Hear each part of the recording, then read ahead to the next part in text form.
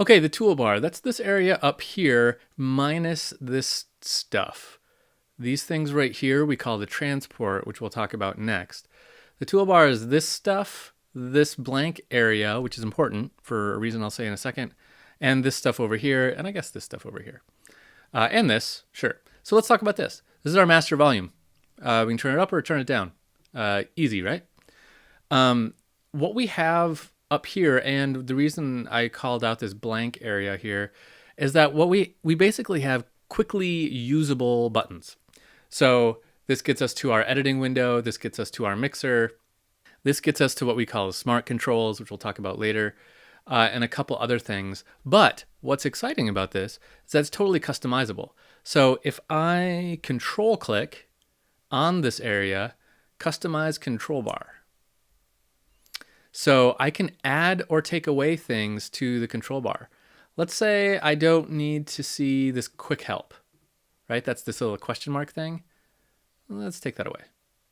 Maybe I don't need to see the option for list editor. That's this thing over here. I can take that away. So you can take away things, you can add things, you can add to the transport, which we'll talk about in a second.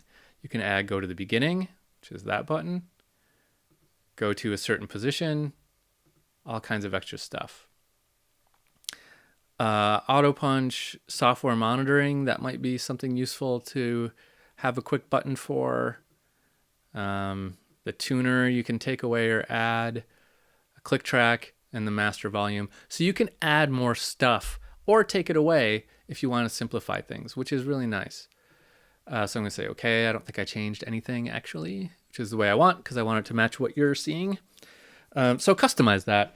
And that might be something that you want to do later. Once you find that you're doing certain things a whole bunch, you probably don't need, this quick help button, and you can get rid of it and you can add something else there. You can take up all this space by adding stuff and this space by adding customizable controls. So they're just kind of buttons that'll get you places fast. That's kind of the way we think about it.